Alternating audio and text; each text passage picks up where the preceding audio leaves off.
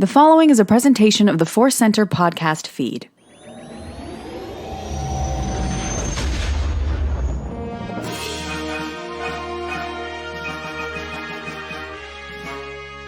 From the center of the galaxy, this is the ForceCenter podcast feed, and this episode is one of our deep dives. We are going to dive deep into the novel Queen's Hope. I'm Joseph Scrimshaw. I'm Canon and Napzok, and that sound you hear is Post-it notes in a book. Oh, we got a lot to talk about here in this book. The third in the Padme Trilogy, if you will, from E.K. Johnston. It is the third in the trilogy, and boy, I love your Foley. It sounded like maybe there was a rainstorm in the jungle, and maybe Jurassic Park was going to happen. I love it. Love it. Great stuff. We want to let you know, as always, that today's podcast is brought to you by Audible. Get a free audiobook download and a 30-day free trial at audibletrial.com/ForceCenter. Over 180,000 titles to choose from for your iPhone, Android, Kindle, or MP3 player. This week, we are recommending the book we're about to talk about, Queen's Hope by E.K. Johnston. If you haven't had a chance to check it out, you can pause this very recording and then go get the audiobook and come right back. To download your free audiobook today, you can go to audibletrial.com/ForceCenter. One more time, audibletrial.com/ForceCenter for your free audiobook. We only have one more bit of business before we can really start talking, Ken, and that is our patented spoiler warning. Awooga, awooga. I don't know if you have any Foley for spoiler warnings, but Awooga, awooga, awooga. Much better. I love thinking that Imperial alert is like, oh no, Grand Moff Tarkin is going to spoil the end of your favorite Hollow novel. Very funny to me. But we discuss full spoilers, not just light spoilers. We go all the way in. So if that's not something you want, now's the time to get out. Are you still here? Okay, great. Let's dive in. Ken, what was your overall reaction to this book? Like you said, it is the third in a trilogy for now of Padme books by E.K. Johnston. We are on record in our reviews and discussion other places of really responding to both of those previous books. So what was your reaction to the third one? Love it, like it, struggle with it? Where'd you go? Well, I'll start with what you just talked about, the past, and I love how you describe it as you and I responded to those novels. There was a real response as a Star Wars fan, as a Padme fan.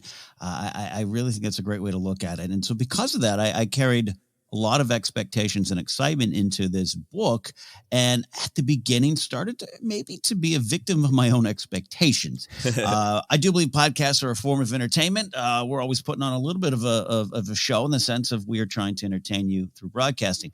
That said, I want to be really authentic here and say that I bristle a lot when I hear, Ken and Joseph, Jennifer ForceCenter. They just love everything at Star Wars. And, I have a little bit of PTSD from the old shill days at the old Collider show. I get really upset. Like, even at my birthday party recently, I had to pull out a Han Solo finger point. Like, no. And the reason I bristle against it is that's not what we do here. We engage with these things on a deeper level. We find what is there for us. And sometimes it is a bit of a journey. And I think often you're hearing us on the podcast at the end of that journey going, oh my God, I love this. Yeah. But this particular book, I want to say, I actually at one point had to put the book down because I wasn't connecting with it. And I wanted something else, not something more. Not something necessarily different. I just wanted something else, something bigger. And I wanted this book to take me up right to the moment where Padme dies, because I got it in my head that that's what was going to happen in this book. That's nothing E.K. Johnston said. That's nothing that a press release said specifically. I think we talked about it on ForceCenter, and maybe some things might have been inferred or we believed they were.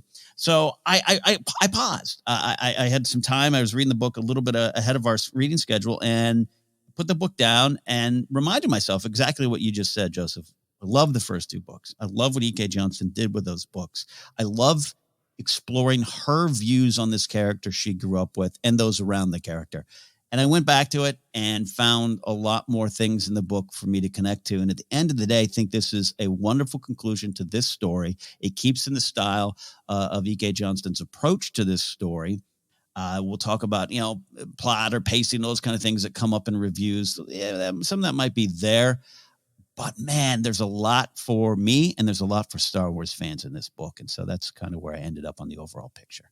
No, that is a really great and insightful journey that you took me on, and hopefully the listeners as well, including, man, can I picture the Han Solo finger above your fire pit? Yes. Totally understandable. I think you probably saved me from wrestling with expectations. I don't remember what the exact blurb was, but when the book was announced, I think we discussed on the podcast, as we always do, wow, this could be a thing that does happen, that if even if it starts at the beginning of the Clone Wars, it could maybe go through to the end of the Clone Wars. I think that was in our heads because the previous book, Queen's Peril, had a lot of stuff that was leading up to the Phantom Menace, and then did this really interesting job of weaving in and out of the known moments of Phantom Menace. So it wasn't, absolutely absurd to think that, but this is a perfect example of what we mean when we talk about speculate responsibly. Is we want to make sure that we're responding to what the story, the book, the television show actually is, instead of it didn't do the thing I expected it to, therefore I don't like it. You can still not like it. All we advocate for is engage with the thing as it is. And yeah, it is always, if when you're done engaging with it is, you're like, yeah, no, I don't like it, or I have these criticisms, or I even prefer the version I imagined, that's fine. Just, don't want to lose out on really interacting with what the thing is. And it sounds like that's the journey that you went on. You saved me from that. I didn't expect it to go into Revenge of the Sith.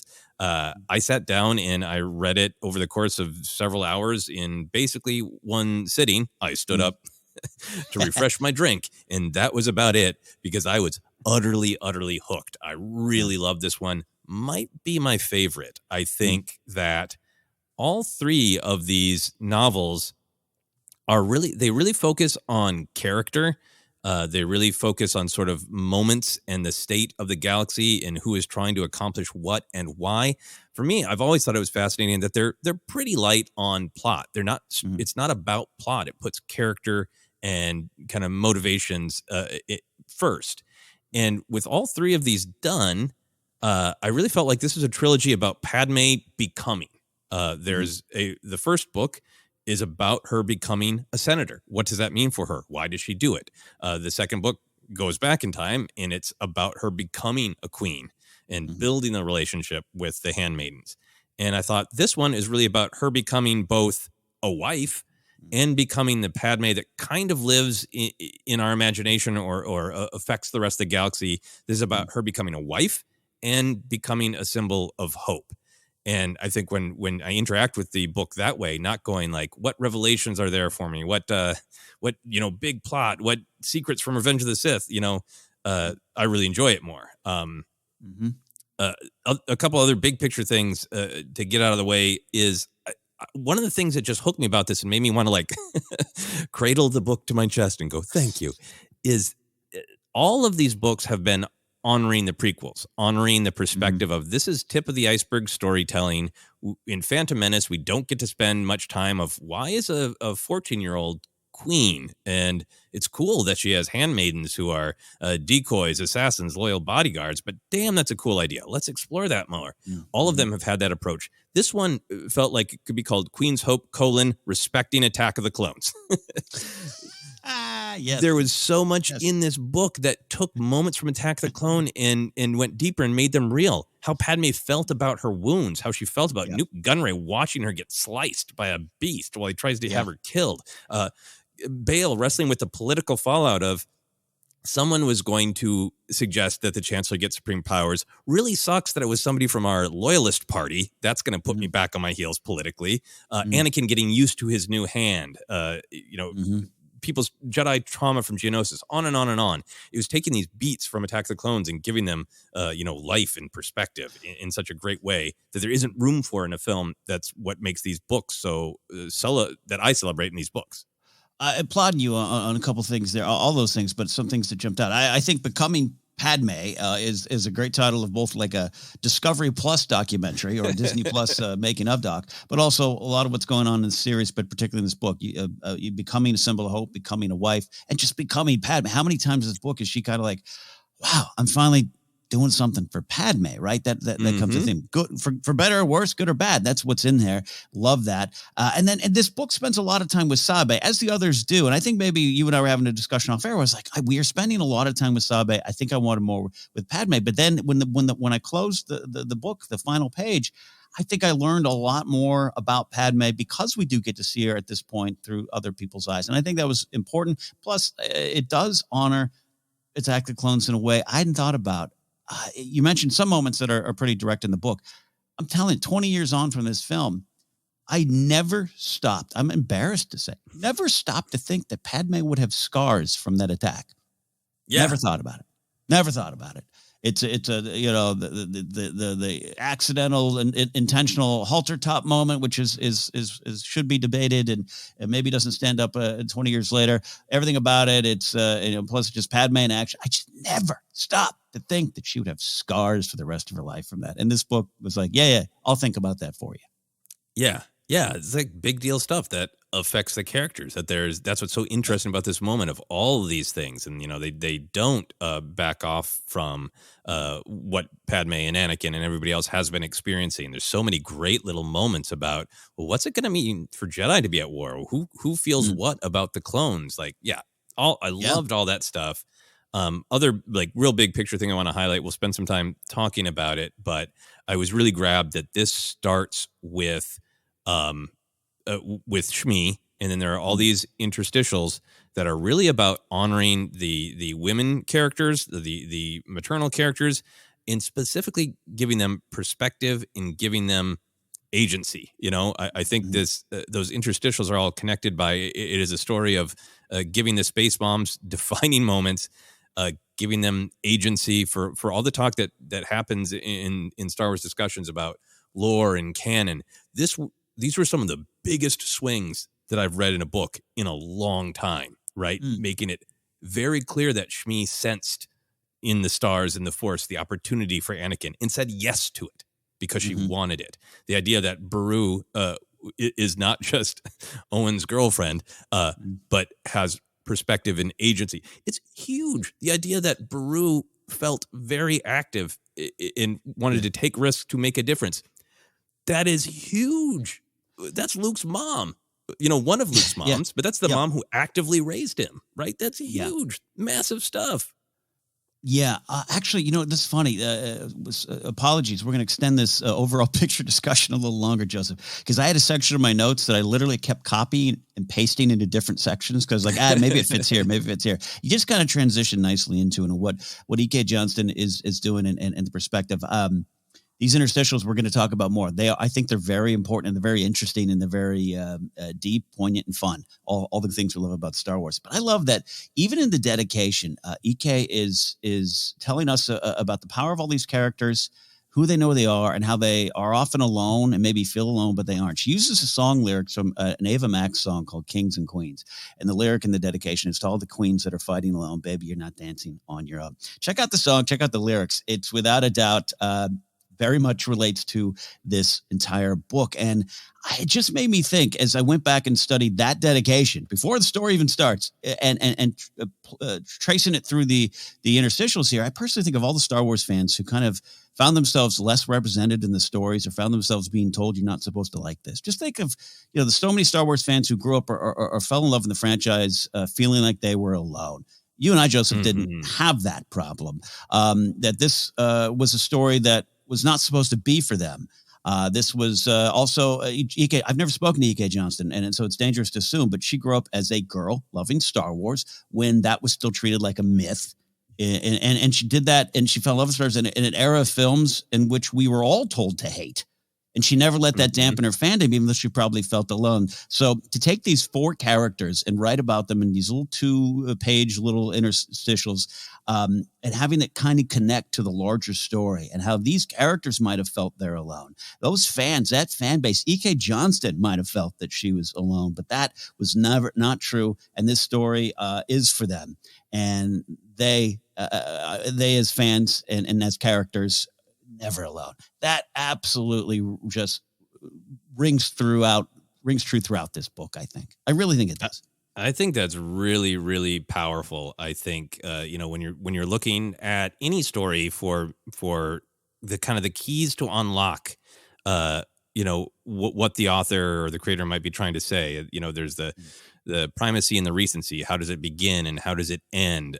But also, like, yeah, the dedication is, can be like just a personal thing of like, hey, thanks, Bob.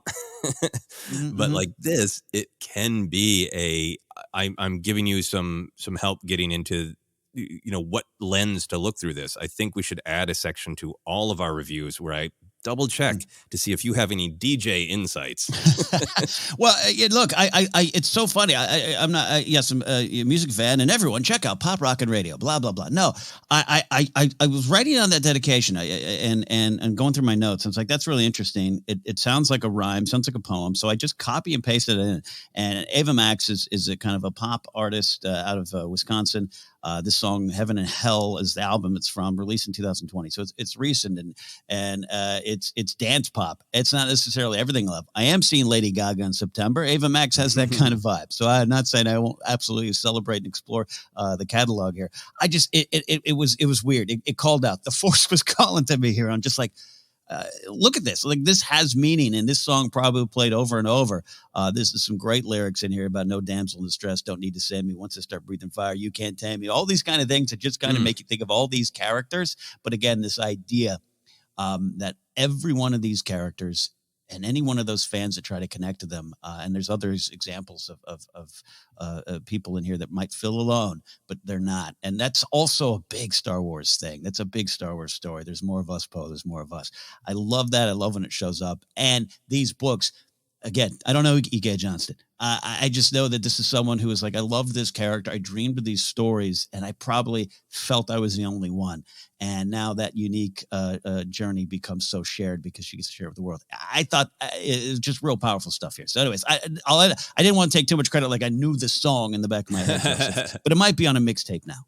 Okay, well, I'm looking forward to the mixtape, and I love what you're saying. I think we'll be able to dive into that even more. Final big picture thing for me that I want to say quickly is we always talk about the sort of relationship between Star Wars and politics or real life politics and how different people feel about it. And, we often try to stay away from real life politics just because sometimes people come to a Star Wars podcast for some amount of escapism. But within that, I feel strongly that Star Wars is very political. I think Padme herself is extremely political.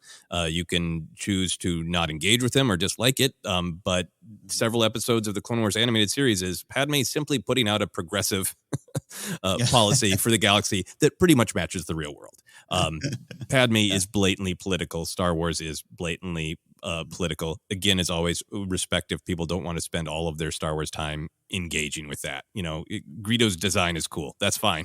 That's not political. But the kind of the ultimate heart and soul is to me. And I think that's one of the things about this book that I just want to acknowledge at the top in the trilogy is that it's blatantly political because it's Padme. Because it's set in the time where Palpatine is manipulating the politics of the galaxy, and because the Neimoidians have always been political. Lucas named them after real politicians with Newt Gunray and Lot Dodd, and the last book, E.K. Johnston named one of the Neimoidians after Susan Collins, Usan Allen. So when this different Neimoidian character popped up with the name Oj Bideen, fairly clear that's Joe Biden. So I think that's just one thing I don't think we're going to necessarily spend a huge amount of time talking about it, but for me, it's an important part of what these books are is that they are blatantly political. Yeah.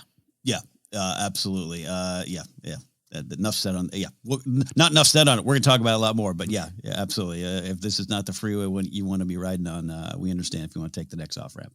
Yeah. All right, let's jump into the big themes and ideas. Unless, did you have any other overall thoughts, Ken? No, we're in hour 2 of Ken's overall thoughts on song lyrics. No, I'm good. Excellent. We'll dive into this for our novel reviews. I often write up kind of what I'm feeling, and then Ken and I discuss it and see if anything else emerges, like the great revelation from those lyrics. The first thing we're going to is this big theme, this big idea about the power of choice, the power of agency, how important that is to individuals, to characters in this book. one of the main conflicts of this book is Padme actively choosing to marry Anakin and what that will mean for her life. I think that's kind of the main thrust of Padme made this big, very different for her choice, and now she is working through all of the ramifications.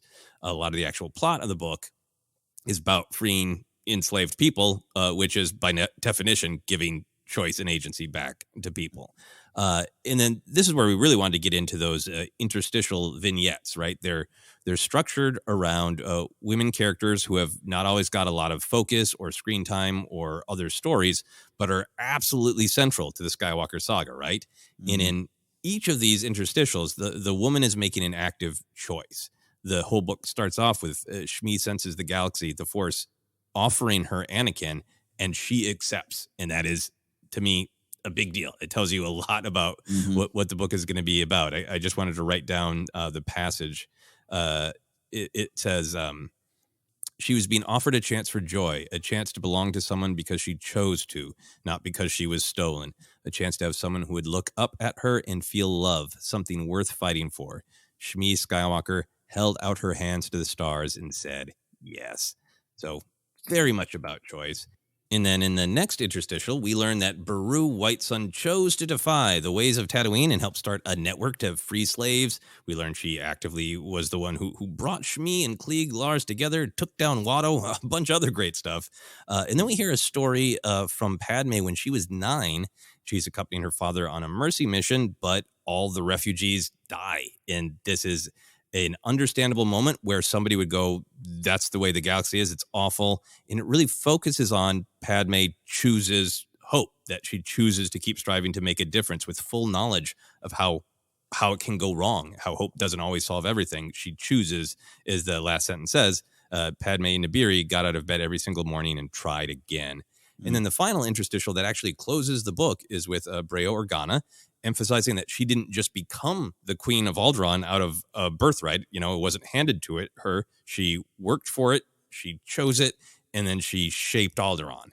And ultimately, she built a world that, to quote the book, it says, in doing so, she laid the foundation for someone who would be even more, which, of course, ends the book on this idea of hope of here are all these maternal characters in the Skywalker saga and segueing to the next generation of maternal figures in Leia. So any general thoughts on that before we dive into more specific questions? Yeah, I think just first as a Star Wars fan, talking about these interludes here, just talking about them alone, just as someone who lived with these characters and just kind of knew they existed, celebrated them, and you know, again, just kind of knew of them, right? As trivia answers or as characters I've watched on the screen. Just knowing that these characters had not always been explored and allowed to flourish, I love that just on a simple level, it elevates all of them. And again, going to some of the stuff I was saying up top, I think it's just really powerful to experience someone else's perspective on these characters who probably spent their entire fandom knowing there was more, when I just kind of wondered if there was more, shrugged and went on with my fandom. So it's great to see that. But you touched on it earlier. You know, there's some great reveals, canon reveals, wonderful stuff. I think that line between what is plot and what is story is sometimes confused, right? You and I have had some of those discussions. So I think there's some great little details, plot details of the overall stories. I think I'm trying not to be a dramatic podcaster, Joseph. It is vitally important to the Star Wars story that Shmi didn't just wake up one day pregnant and shrug and say, well, I guess this happened. Yep. The Skywalker saga, the thing that brings so many of us to the table, began with the Force reaching out, offering a path, a destiny, if you will. And this is the journey of an unheralded hero. And Shmi said, yes, I choose this. That is vitally important to everything we discuss in Star Wars, the center of it. And yes, there's thousands of years of history before this and other eras and characters to learn and discover. But the center of the Star Wars stories begins with a powerful choice. That is vital. Yeah, a powerful choice, and it paints a great picture of all the characters, but Shmi in particular, of like, if there is anyone in the galaxy who has reason to be filled with anger and give up and close off and repeat the cycles of anger and domination and control, here's a woman who has every reason to do that, and she chooses something else, you know? Yeah. That's vital to Star Wars. Yeah, and the other ones are great too. And adding depth to Beru is just on a surface level is great. That story, I believe, we'll get to the canon connections. That's kind of a Attack the Clones deleted scene reference, right? With Padme and the mission with their father. I did not get a chance to watch those scenes, but I think that's a connection there. And then just more with Breha Organa, which character we definitely want more. We'll talk about it. It all worked for me. And you can celebrate that as a Star Wars fan. It's like, oh, I now know more chapters in the Wikipedia entry.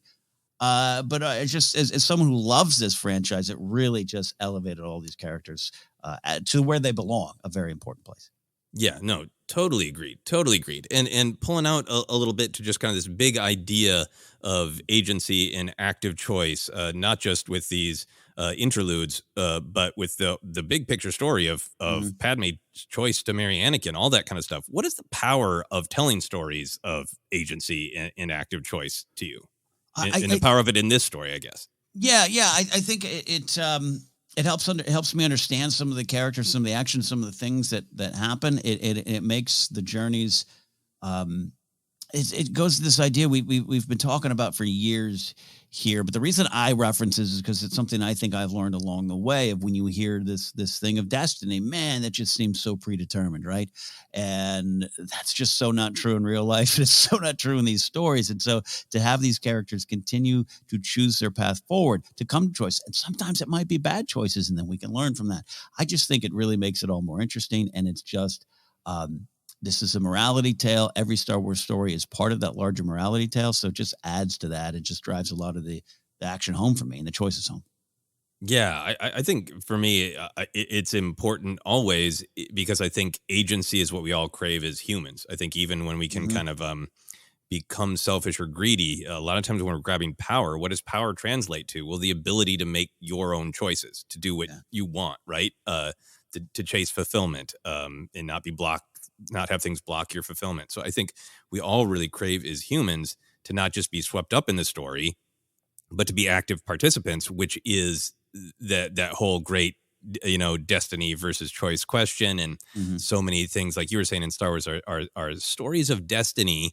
And the bad guys often make it sound like you don't have a choice, right? To hear Vader or Palpatine or Kylo when he is still being consumed by the dark side, they present destiny as you don't have a choice. It's already been made for you. It's in your genes. You don't have the power to change it. It's just going to happen. And then when the heroes encounter destiny and choose to face it, it's because there's a problem they can't get past. Luke Skywalker says, Darth Vader's my dad. I got to deal with that.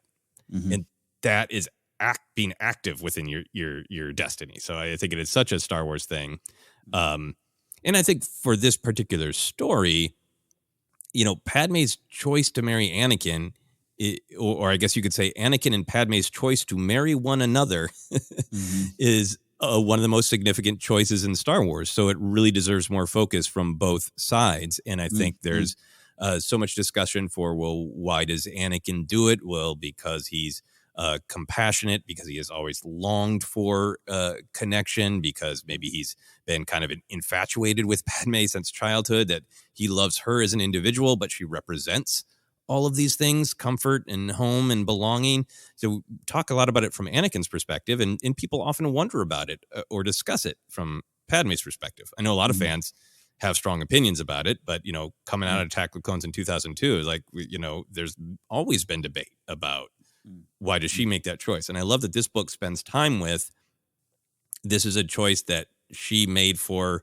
herself because she truly was attracted to Anakin on multiple levels and wanted this for herself. She's always been a character who puts the bigger picture and duty first, which we'll talk about. But the idea that this was a personal choice. And what I really got out of that for the big story of Star Wars is that Padme's choice to love Anakin and to marry Anakin is, I guess, from my opinion, the total opinion analysis thing is they could have found a way to make that work. The line probably doesn't work. And we deal with that with Padme thinking the war's going to wrap up quick and we'll deal with this. We'll have a family eventually, all that, line's not great. But it makes me not want to conflate Anakin's choices to be greedy and possessive and fearful, to not conflate that with their choice to be married. Padme chose to marry a person she loves. Anakin chose to make that relationship all about himself in ways that were unhealthy. Yeah. Two distinct choices is my opinion and analysis. No, and I love, and here's the thing too, going back to what I was saying up top about, I started to realize probably early on, especially as we're spending a lot of time with Sabe, which, by the way, I love the character of Sabe. So I don't know why even I was disappointed. Well, more time with Sabe. She's great. Tandra's great. Like, I was like, I want to know from Padme directly, almost on the deathbed of all the choices. Please explain, show your work.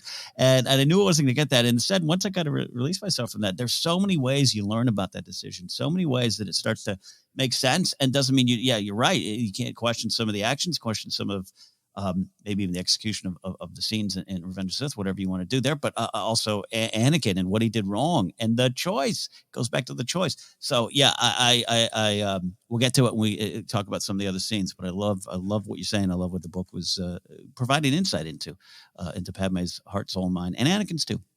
Yeah, absolutely. We talked about this a little bit, but want to make sure that you don't have further thoughts. With the focus on Shmi, Beru, Padme, and Brea, that's really great because they're essential to the Skywalker saga and they're interesting characters in their own right.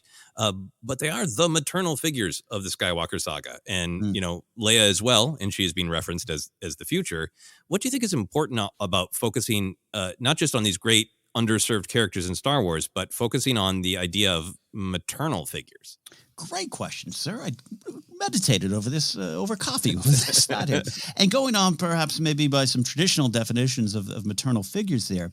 And you mentioned earlier becoming Padme, becoming a symbol of hope. What do we always describe Padme as here at ForceCenter? This steadfast character, of which Leia becomes that as well. Again, the future. Padme is a steadfast character, holding holding to hope, holding on to those ideals. You could almost call her a spine of so many other key beliefs that make up Star Wars, that form Star Wars. So therefore, what you're talking about, I wrote down the idea of this is we're talking about four characters who help build the soul of Star Wars. I would consider them guiding lights, beacons to light the way home, if you will, pillars and anchors and foundations, great characters in their own right. And hopefully we get more storytelling to explore them as characters.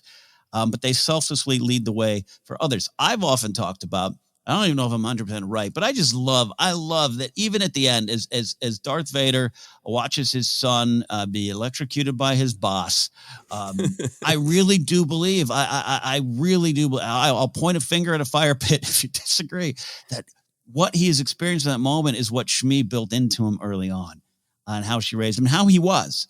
And so therefore I think, I love focusing on what I consider the soul of all of this.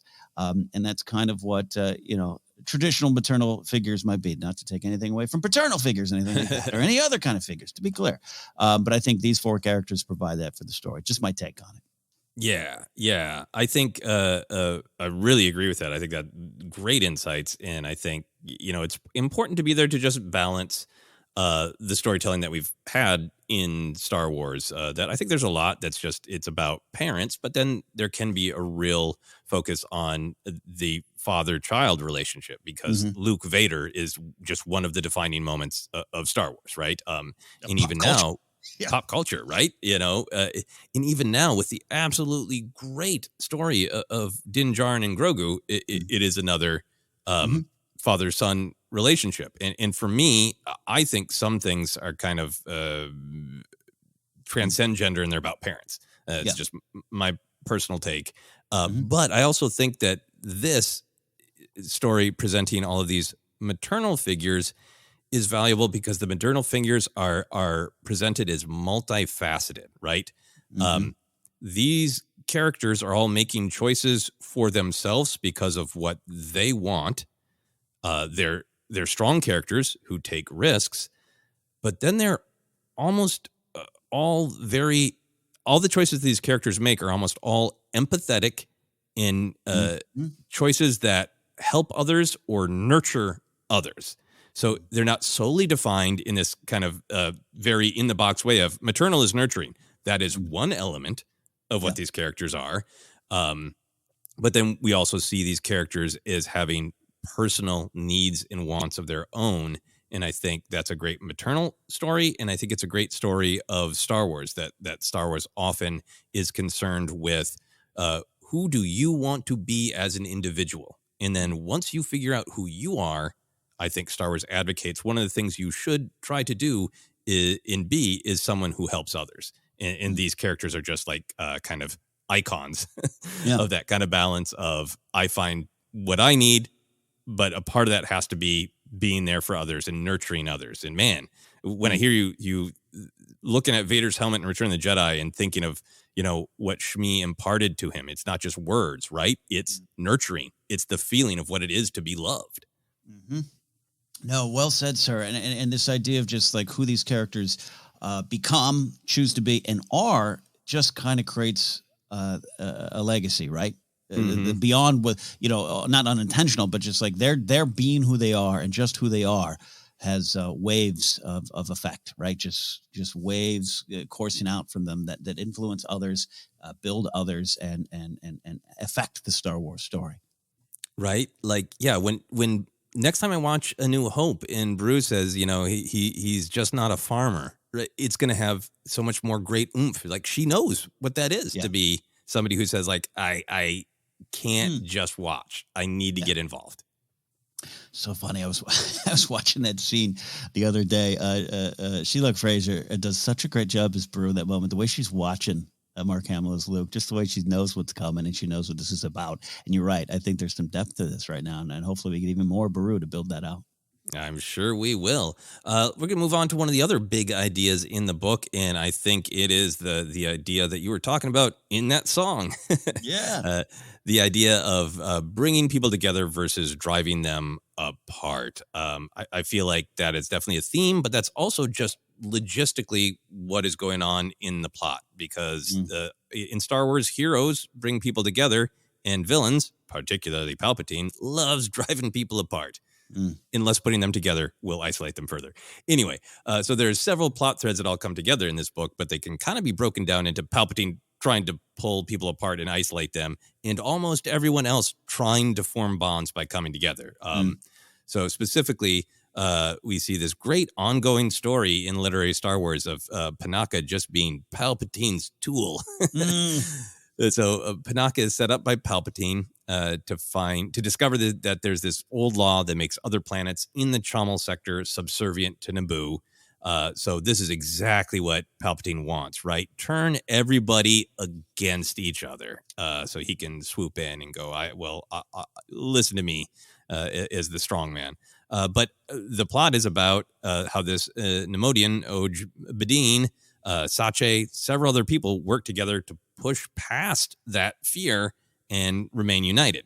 And then Sabe and Tanra their story is going back to Tatooine to try to help others, but specifically realizing they failed the first time because they tried to do it alone without respecting that a network had already been built up, and in needing to respectfully become a part of that community in order to help people better. I think a big part of the emotional structure of this book is Padme would love to keep both Anakin and Sabe in her life, but this is Palpatine's big win, I think, is he succeeds in isolating Padme by letting Sabe see a hint of the rot, the doubt, and the fear that he, Palpatine, is infecting the Republic with. There are multiple reasons why Sabe walks away, but one of them is, I can't be here in this cesspool. Yeah. And that is Palpatine effectively isolating Padme, so she only has Anakin. And so Anakin and Padme, go on the trajectory that we know they will because of Anakin. So we see that Anakin and Padme are legitimately happy towards the end of the book, but Palpatine's just lurking there in the background, waiting to turn that beautiful connection into a fear and break Anakin with it. It's a very serious, big thing you're talking about, but I'm kind of giggling in the background because I'm now just envisioning Palpatine as like pig pen, just dirt flying around him. He's just sitting there, but he's just slowly infecting everything else around him. It really is like he touches Sabe's arm. He's just like, I'm going to show you just a little of the cloud of filth that is secretly around me. And yeah, from the comedic perspective of Palpatine too, I love how in this book he's like, oh, I think I got him. I think I got Anakin to fall in love with this woman. He'll be so easy to manipulate. And it just feels like Palpatine is spending this book like checking their dating profiles to see if they connected, you know? Yep. Oh, they said they're in a relationship. Oh, yeah, got him now. Make So it did the way, complicated.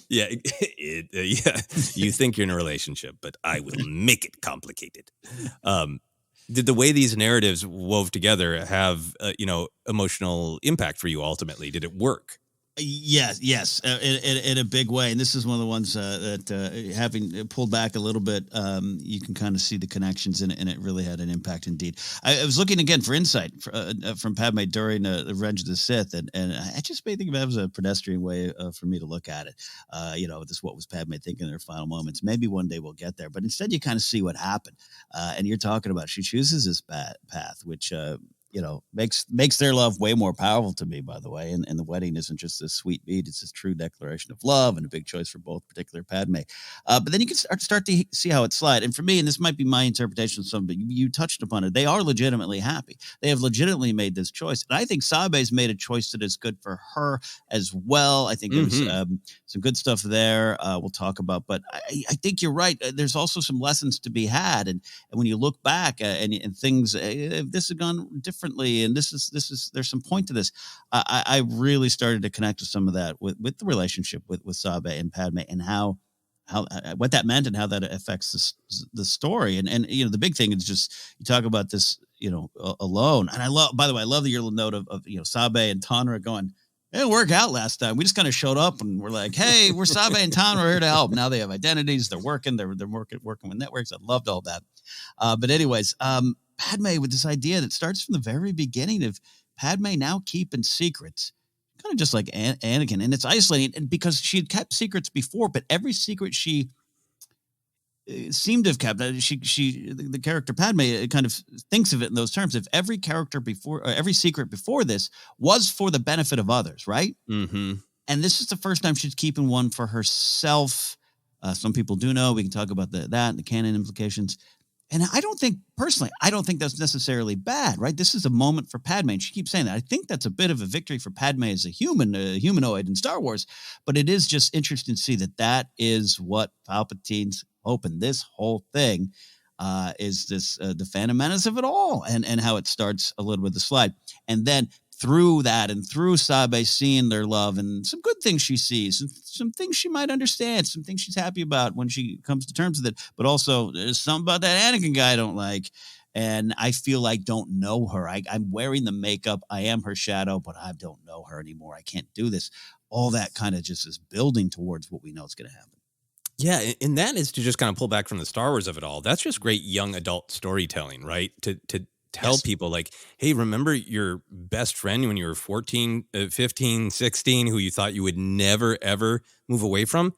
You might, and that's natural. And you still love each other, but you might grow apart because you have different experiences and you have different needs, and you can still be there for one another and stay connected, but it might be a little different. I think that's just great young adult storytelling as well as great Star Wars storytelling. I want to shout out our buddy Alex David as Star Wars Explained. I was listening to his review, and he's kind of looking at these 3 books. He goes, the first book, kind of high school. The other one's like college. And this one's everyone graduated. It's the end of Grease for me. We're all starting to sing here. What are we going to do after high school? Yeah, I think you're right.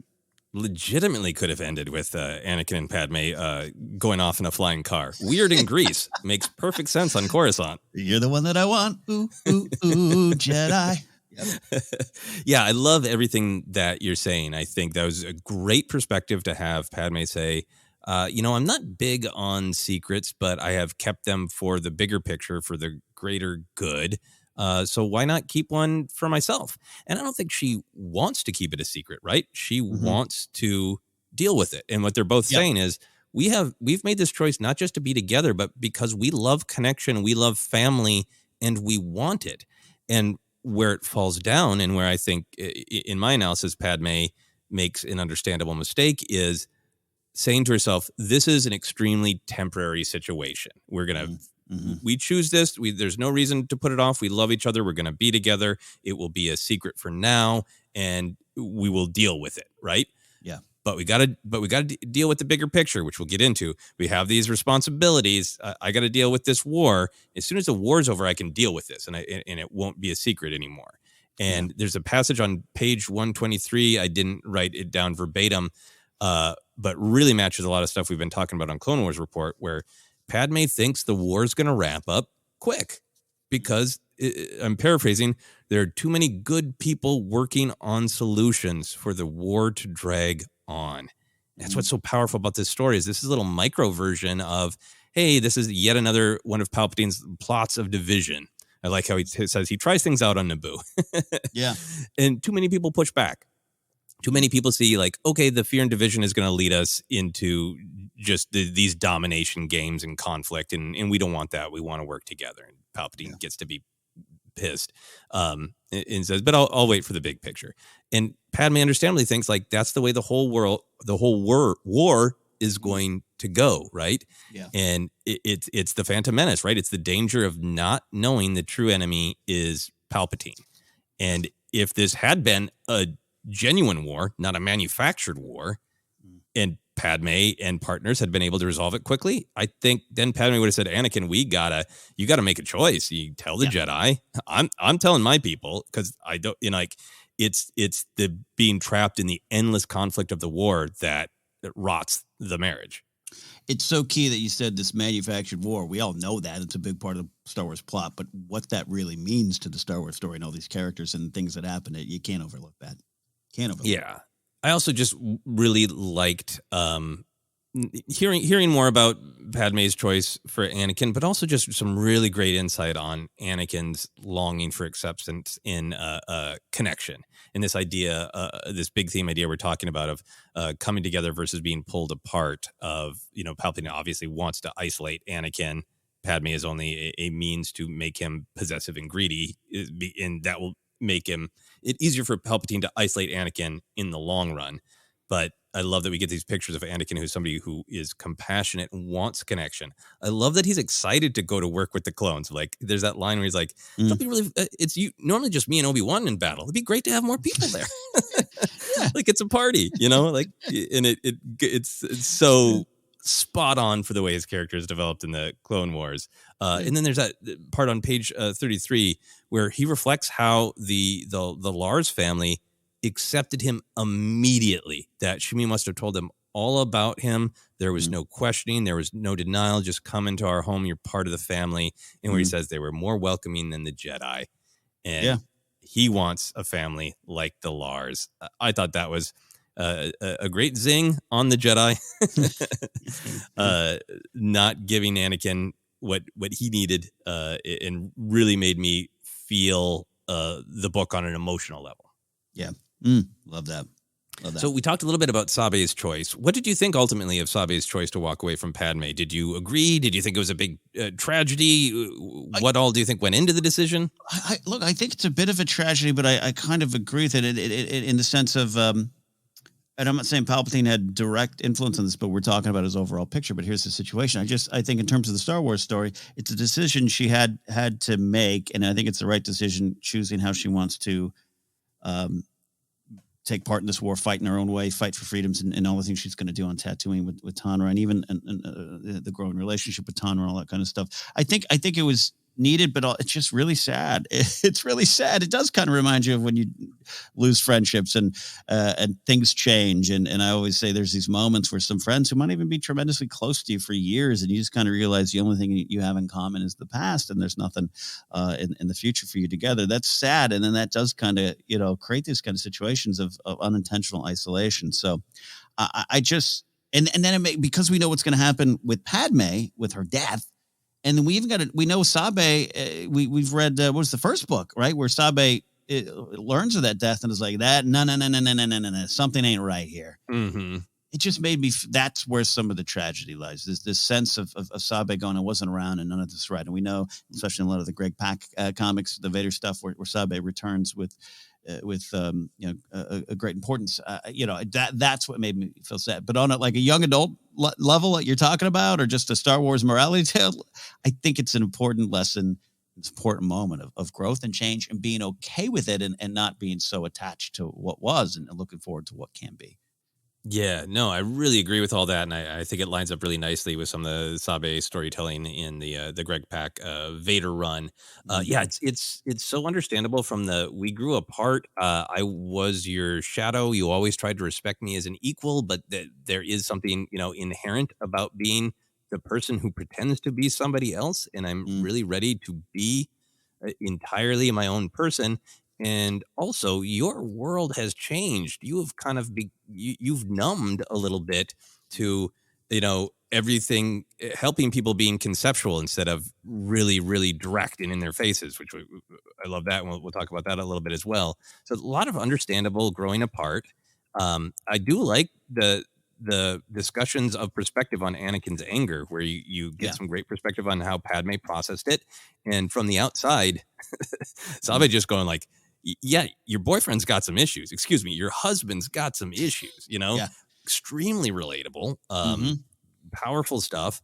But then for kind of Sabe, it does feel like a victory. From Palpatine's perspective, it feels like a victory because he Mm-hmm. he drove people apart and isolated Padme and Anakin even more. Yeah. But from her perspective, I love that she is going to embrace her own life, that she's embracing her philosophy. Like, I don't want to help people as a bill that gets passed. I want to help people directly, face to face. And really significant that she has been kind of like Tanra. We're Naboo buddies with benefits, kind of holding him at arm's length, and gets home and goes, now that I feel like I have my feet under me and have chosen to be who I am, I want to let you all the way into my life. That's kind of a big moment for me for Sabe. Yeah, which why in the end I think this is a big victory. And as far as a victory for Palpatine, I think in tracking what he does all through his career, if you will, this is a natural change. What's going on? I think what we're talking about, a lot of it is using the college graduation example is important. It's a natural change, and how you choose to react to that, and how you choose to grow from that, can be where maybe some of the problems lie. And for Palpatine to wedge in here and go, ooh, her best friend from college just started her own career, took a job, moved out of the neighborhood. Ooh, I can use that and isolate her even more, isolate her and Anakin even more. And I think that's part of the diabolical, unfortunate diabolical genius of Palpatine. So I think it all works as a life lesson, as an important victory for Sabe and growth, and then, unfortunately, a path for Palpatine. Absolutely. Which leads me to my last question about this theme. If Palpatine was trying to ruin your life, what might he infect with darkness for you? My sense of purpose, any purpose. The darkness always defeats me by convincing myself that nothing I do matters. And Palpatine would be right there with me going, yes, that's so true. Do you want power and purpose? I can give you that. Yeah. I like to imagine Palpatine manipulating algorithms of podcasts and social media. Like, look, it's just the way it is. Nobody wants to hear, thoughts or emotions. They just want anger. So, I mean, I guess if you want to provide for your family, the only way to do it is with anger on your podcast. It's like it's such a such a Palpatine thing to do. You could get in your car and do an angry video about this book, or you could dive in deep and learn from it. Your choice. One will lead you to riches and power. I love thoughtful podcasts. Yeah. Last big theme that I want to discuss, which I think is really, really central to the book as well, is this idea of the personal versus the bigger picture. That's something that we see Padme wrestle with throughout her story. It's something we see Leia wrestle with. I think it's kind of central to Empire Strikes Back. But in this book, it's really highlighted that most of the characters are wrestling with what they personally want versus what's good for the bigger picture. And can they possibly coexist? Padme is, of course, actively choosing Anakin because she needs and wants something that is for her. She communicates that clearly, but she is still committed to doing their duty first. And I love that that's, going on in the book of like, we had this blissful time together by the lake on Naboo. Don't want to leave it, but you go do Jedi stuff. I'm doing Senator stuff because that comes first. We get another example of this early on when the current queen of Naboo, Queen Jamelia, recruits Padme to rescue her sister, because Queen Jamelia can't be seen to be favoring the personal over the rest of Naboo, but it's an honest thing that we all have to wrestle with. And then just in the little fun snapshots, I love that we see multiple characters that we know pine for personal things. there's that great little passage where Yoda is reflecting on the meaning of the war, and he takes some time out to go like, I'd rather be going around the galaxy teaching younglings, but I got a commitment to the bigger picture. And then even Palpatine, he's got that great moment. He's like, I have my grand scheme. It's a long game, but it's getting closer to the end. But what I really want to do today, just personally, burn the Senate down. So even though Palpatine is awful, Yoda and Palpatine, absolute opposites, we're getting this picture from both of them that's just like, this is a natural thing for all existing beings to wrestle with, of what do I want and need right now versus what is this commitment to the bigger picture that I've made. Yeah, love this stuff. And jokes aside, E.K. Johnston has managed to provide great little tidbits and insight into a lot of characters, a lot of main legacy characters in a book focused on Padme and characters that previously only storytelling only been dreamed about, the handmaids and whatnot. Great Palpatine stuff. That was a great little Yoda moment. Almost if Yoda was saying, have you read Light of the Jedi? Have you read the High Republic era? I love that era. I wish I was in that era still. Loved all of that, all that stuff. Yeah, absolutely great stuff. And then kind of for me, the last big picture that we were talking about, one of the reasons that Sabe is like, I can't be here on Coruscant. I sense all this doubt and fear and anger that Palpatine kind of shoved at her, and we know that. But also that what she's communicating to herself is, I really want to help people on a person-to-person level rather than a conceptual one. That again goes to like the personal versus like, I know in theory this big bill that we're making all of these dubious relationships to pass, it will probably do some good. Versus I want to go back to Tatooine and see the human or being that I helped in that. Yeah. I think there's another great way to look at this. What did you think about this perspective from this book on why Padme chose Anakin? Do you think Padme made the right choice for herself, for the galaxy? I already spouted off a little bit on this, but I really want to hear your thoughts. Yeah, I think I do think it was the right choice for Padme, because the way it's explained, and now when you hear Padme talk about the Lake Country in Naboo, which was a line that could still be made fun of and was definitely a line made fun of during the prequel era. I had some friends who used to always post on MySpace about how dumb that line was. It now has a little more meaning to me. You actually got to see it, and it isn't just flowers and fireworks. It is some real connection and some real choice behind it, a real relationship starting to be built. And I think you're right. The choices Anakin makes, the influences around it is what ruins it there. And there are always these questions about why Padme did that and why she couldn't see some of the stuff. And I think we get just a little bit more insight into it. And I love that you brought up here the Queen Jamelia little, almost a little side story, right? It's almost like a little side mission. And this is when the early part of when I was reading the book, and I fell for the oldest trick in the book when we talk about Star Wars stuff, where I was like, how does this matter? Like, what is going on here? Like, there was just a little boop, and they're back, right? And then you got to pull back and really ask about the why of the scene. And to see this queen, to see someone who has the big picture always in mind, because she has to and needs to do this, but maybe finds herself constrained, but also sees the importance of it. And there's little plot details about it too. But to have Padme see that, to have Padme see, well, here's someone who has to choose. And I think that factors a little bit into the decision of why she made this choice for herself. Again, this idea of becoming Padme in this moment. Yeah, no, I really agree that she sees that reminder of like, yep, these are the kind of positions that you get trapped into, of having to balance the personal and the big picture. Yeah, and does a lot to show us the state of like, wow, the Clone Wars are suddenly changing everything. I really liked just seeing Padme's perspective, and Sabe's perspective as well, of how they see Anakin, right? Because it is easy for us as an audience to go like, well, yeah, he slaughtered those people, and then he made a big deal about it. And, we've talked about that before and lots of strong opinions about that. But I love the portrait that was ultimately painted of Anakin, which I think is really accurate in this book, of sort of space Mr. Darcy. That he is kind of this like, Jane Austen, a Regency, old-timey character, where I like the focus on that. He is very proper, very polite. He is charming, but he is brooding and rigid.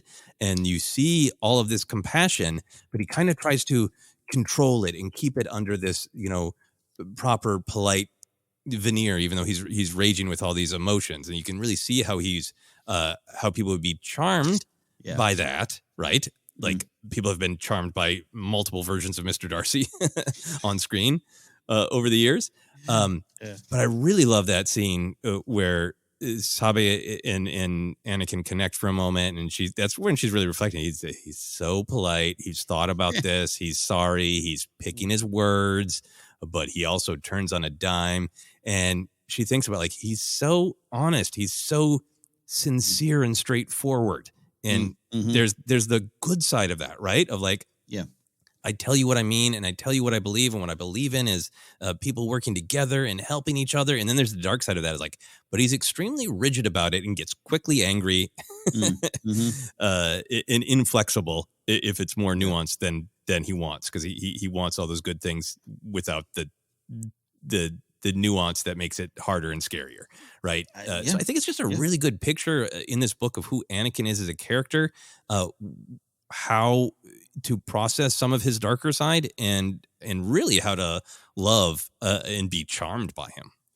Yeah, Space Mr. Darcy might be the greatest insight you've ever said on ForceCenter in 6 years now of doing it. No, I love it because we are a third chapter in a trilogy away from him saying, if you're not with me, you're against me, and mine went. We're almost there, right? We're a war away from that, and to see where it comes from, a good place. You highlighted this. I kind of pulled this out too of Sabe saying his manners were still impeccable, like when he was a little boy, because she keeps talking. At first, she's like, "This isn't the boy I met. Who is this?" And there's some truth to that, but seeing what's built in there and how it's complicated, but also, he is charming, and we'll talk about it too. I love that moment and what E.K. Johnston did with what could have been just a sitcom moment. I'm trying to get home. Where's my wife? It goes into something so much more important than that. Yeah, absolutely. And another thing I wanted to highlight about understanding Padme's perspective is I love the passage on page 49. I didn't write down the whole passage, but that Padme is reflecting on how much it affects her that Newt Gunray invaded her planet and tortured her people. And he's mad at her for trying to hold him accountable and is watching with glee as she's brutally attacked in the arena. And that moment of like, I'm not a person of violence and I won't give into it, but I understand that desire to lash out at people who hurt you for no reason, and connecting her feelings about Newt Gunray and the Neimoidians' hatred for her to Anakin's actions at the Tusken camp, I thought was great. Yeah, the end of that line is, but for a brief moment, she understood entirely what Anakin had felt when he stood in that Tusken village on Tatooine. And we, again, these things are going to happen. These emotions are natural, which is something she even tells him there, right? In Attack of the Clones. Yeah. Talk about angry is to be human. Talk about this book, Celebrate Attack of the Clones. But again, what do you do with that? How do you process that? What are the choices? Big stuff in Star Wars. Yeah. And then final thing here on Padme, I love that on page 97, this big thing that Padme wrestles with, this big thematic we're talking about is just laid out quite clearly. On page 97, Padme is thinking, she says, someday she would figure out how to put both halves of her life together. Someday she would make the political and the personal more cohesive. Someday she wouldn't keep them so divided. So I think that really goes to what we're talking about of like her folly, if there is one, is thinking and hoping that she can get to that day where the personal and the political is a little bit more married. And we know that day doesn't come because of Palpatine. Oh, Sheev. Big picture to this idea for you. What is the power of finding balance between the big and the personal, of making big concepts that can feel theoretical? What's the power of making them personal, giving an issue a face, the way that Sabe talks about the freeing people? Like she wants to see their faces, Yeah, and I'm a little bit more in just my life, my history of it, a little bit more of the Sabe type of let me help you on a one-on-one, and that's great, but you want to keep the big picture in mind. And I think a lot of me starting to open up even my own life to the bigger picture is just because unfortunately you don't connect with things until you feel it and see it and it's in front of you. That's kind of the danger of even power and privilege, right? We talked about Book of Boba Fett going, I want to go on the ground because I want to see what's actually out here. I don't want to rule from afar, and how important that is. And I think that's when it starts to connect. And I think that's not to say that anything that like Sasha is doing, which is more the political side, and she has a great political speech, and keeping with the theme of we must connect, we must not isolate, all those kind of things are there, and it's important too. It's all part of it, but I think sometimes you just need to see it, feel it, and know a name, and know what's going on in that person's life, and then you can connect with it more. And I think that's what Star Wars does so well too. Sometimes it does take a real issue or a real theoretical debate and put a laser blaster in its hand, and then you can see it in a different way and connect with it in a different way.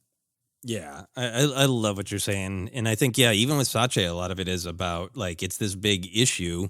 And she understands the sort of the conceptual way that this idea is being wielded, but she's dealing with the humans, right? And she knows them. Yeah. And how they're going to act. She knows how Seal Bibble is going to act. She knows how these other characters that we met in the previous book from Carlinus are going to act. Yeah. And it is personal. It is about the face to face. Absolutely is. Yeah. I think a final thought for me, I think that's just really important and difficult thing in real life is that making an issue real down to a person, it develops empathy. I don't need to go into any details, but I've certainly encountered many moments in my life where people are extremely empathetic to a person in their individual plight. But the second it becomes a conceptual, like the exact same problems that you're empathetic with this individual dealing with, as soon as you blow it up into a whole community is dealing with those problems, the empathy goes away. And that is one of the things that it's a life lesson I learned early that's very important to me. Sometimes people have an easier time having empathy with a person one-on-one instead of the idea of, but many people are facing this problem. Panaka suffers from that, I think. Yeah.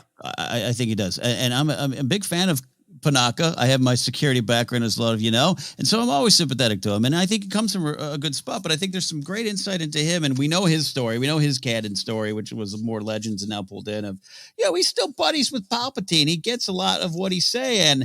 And I think it's interesting to note that he has this real personal, when Sasha is speaking, there's this great line. I loved it from E.K. Johnston where she's talking, or Panaka is like, he sees his face softened a little bit when he spoke to her, even as his eyes lingered on the scars he hadn't been able to prevent. So he has this great sense of, I do want to protect everything that he's saying about Naboo it's for this greater good from his point of view, but he sees her and he sees how he couldn't protect her. And so he has trouble then connecting to the others in this region, this Chommel sector that might need a different kind of help or a different kind of thought to it, but he can't connect to that. He can connect to her, but even as he's connecting to her, he's maybe putting forth ideas that would hurt other people on a larger scale. And I think Panaka represents that. Oh, I think that is extremely good Panaka insight. We love Panaka. In his great big story of being I love that it's really highlighted here that like if Naboo is the general, I'm going to test out some of my manipulations from Palpatine. Like Panaka is like my space, control subject. How will he react with fear? Great. Then I can use that on other people. Do you have any other big picture ideas or themes that you wanted to discuss before we take a break? No, we'll wait for the Panaka podcast and we'll do more of that. Excellent. We are going to take a quick break and then I'm sure we'll say Panaka again many more times. Back in a moment.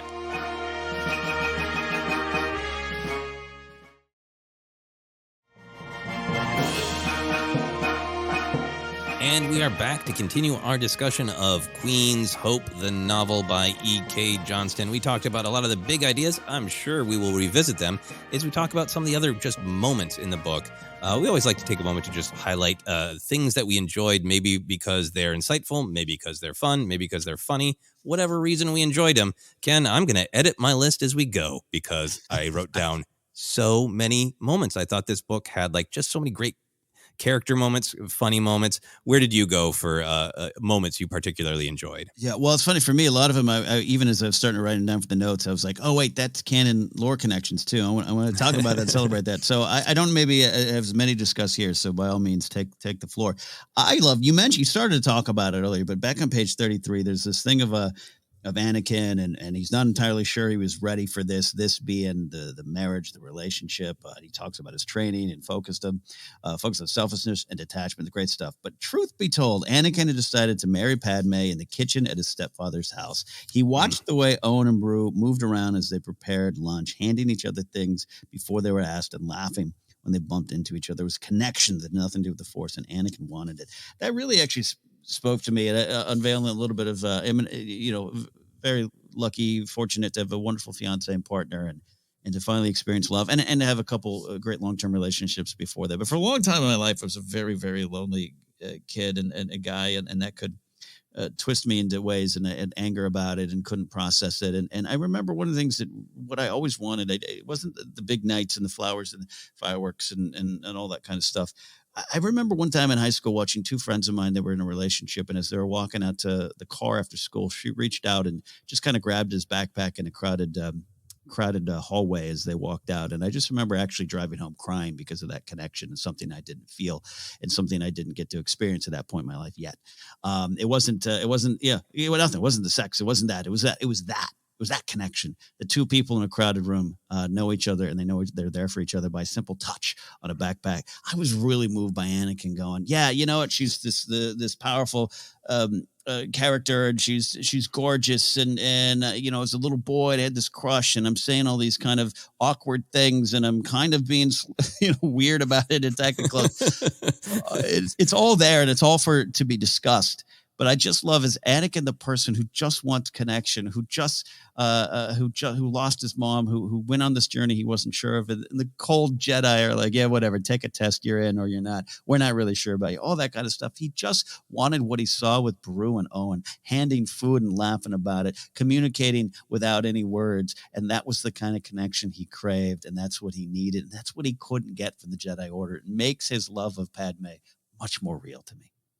Yeah, that is a phenomenal passage, beautifully described and connected to your own life, Ken. Yeah, and I think even this is what I love about the relationship between Obi-Wan and Anakin. I think Obi-Wan truly loves Anakin and is just trying to be like the best teacher, right? But Anakin's like, "Do you want to be my dad?" And Obi-Wan's like, "Settle for brother." How's brother sound? Okay, cool. Yeah, and he just wants that connection, which is a good thing, right? In that relationship that he describes, that he sees between the Lars, right? If he had let himself have that and go, this is beautiful, just the connection, we're here for one another, and go, you know what? This is the most important thing to me.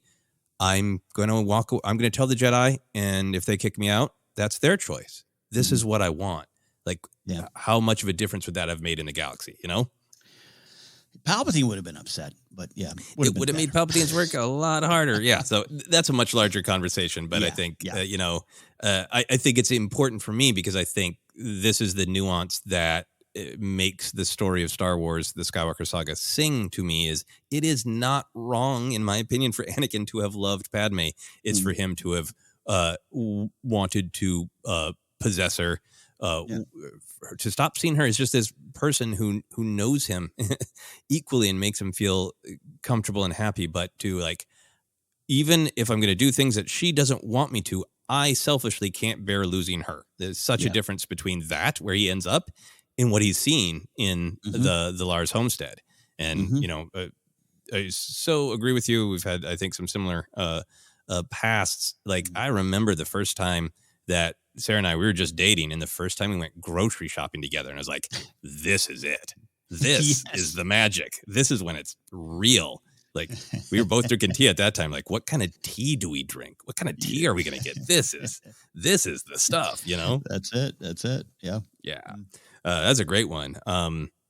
I'll rattle through a couple of little ones here. A great 3PO comedy. I think E.K. Johnston just has such great command. I love the picture of 3PO being like, I'm so happy that, you're basically giving me to Padme, which is, recanonizing that that story. But that 3PO is obsessed with keeping them apart pre-wedding because that is, protocol. That was just some great drive-by 3PO comedy. Just a little beat that I thought was beautiful and respectful of Attack of the Clones. Padme weaving her fingers through Anakin's metal ones. We see that moment of her taking the metal hand in the wedding in Attack of the Clones, but making it a little bit more real and personal was so great. And Anakin going like, this is fine, but I'll tinker with it when I get home. Yeah. Great stuff there. One other little detail, page 77, talking about their great time at the Lake Country on Naboo, where it describes that they're swimming but avoiding the beach. There's such love of Star Wars here. Not only the who needs more perspective, what can be enhanced, what's tip of the iceberg storytelling, but also just having some fun with he's serious. He doesn't like sand. Yeah. That's not a good time for him to lounge on the beach. Yeah, absolutely. Mm-hmm. Yeah. What are some other moments for you? We talked about it a lot, but I want to just expand a little bit on it. I'm really loving this idea of Anakin stumbling into Padme's bedroom to find Sabe there. When it hits, and it's a great ending to that chapter, right? Sabe's kind of I can pour some wine. I'm going to go to bed. Oh, God, someone's in here. And this whole thing. And this is also, how she finds out. So that kind of ends, and then you go into another part of the story. And that was around the time where I kind of put down the book for a little bit. And I was like, I want to read it today because I want to see what happens. And again, I was expecting waka waka sitcom moment, lights come on, where's my wife? Nah, this was just this wonderful scene. And because of course this would happen. And it does make sense. And it becomes this great way to see Anakin through Sabe's eyes, like we've just been discussing. But then to this is how she finds out. And then Dorbe knows, and Sabe's not connected. So it becomes so much more than just this comedy moment, but also at the same time, it is fun because, I've always wondered, is Anakin just lying to Obi-Wan all the time? I'm going to go catch a drink, or I got to pick up my dry cleaning. What's going on with him? He's always sneaking up. So anyways, I just love seeing that on a lot of different levels.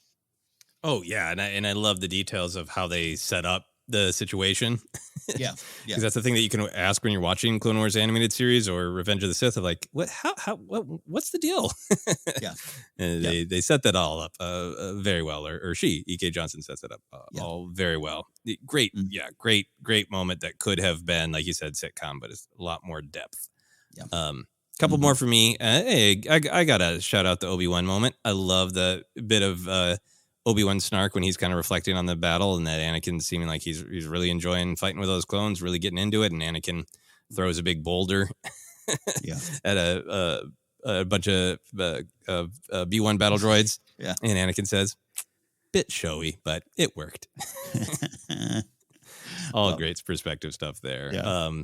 Two more for me. I loved all the details with the Wookiee ship, with the beds being super long and the six being really tall. It was a great way to celebrate our beloved Wookiees, right? Yeah, absolutely. And then with the shower, it's got a full body air dryer, blow dryer system. Yeah.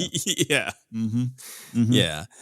Final one for me. It was one of those moments where I think there's a ton of details with characters coming back, not just big ideas and themes, but specific characters, specific beats, specific moments coming back that made it feel like this is a trilogy onto itself. I loved when Darth Sidious, Sheev Palpatine, found out hey, my test run to divide the entire Chommel sector with fear didn't work. They did what the goody two shoes do. They bonded together and held hands. Yeah. And I'll let them do it for now, because eventually there'll only be one ruler. It'll be Panaka. But within all that great stuff, it starts with him just shooting that stone sculpture that he was getting in the other book. Yes.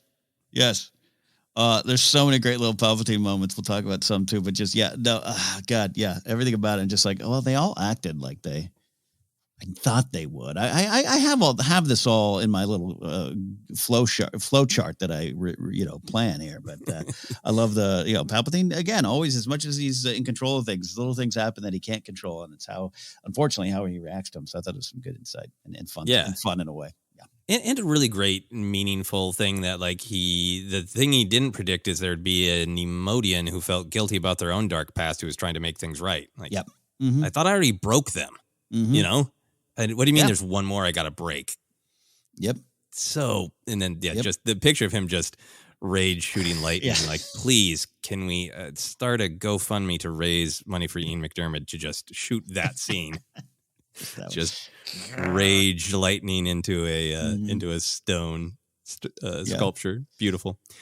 Any other moments before we get on to canon? One thing I put this idea of Padme in a fight, and what I mean by this is this constant little reminders of what we've already seen with her. She can go into action, aggressive negotiations, if you will. We've seen that she's going to do it again in Clone Wars and all that kind of stuff. And I just kind of I don't know, I love it. She's a former queen and a bit of a pacifist queen, right? Without a doubt, but not afraid and always ready to jump into a fight if she needs to. And it just kind of reminds me the full scope of the character. This is Star Wars after all, and she knows how to pew, pew, pew. And there was just some great stuff of her kind of in a firefight. And I just like that about Padme as well.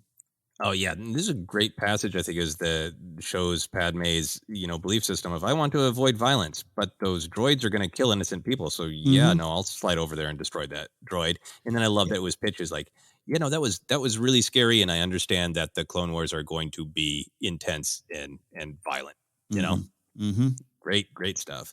All right. So moving on to canon and lore, there's so much. I tried to keep it to a minimum. I think I failed. So we'll pick and choose which one of these, Ken, that I think is that we want to talk about more. Sure. Some of them are just kind of fun moments.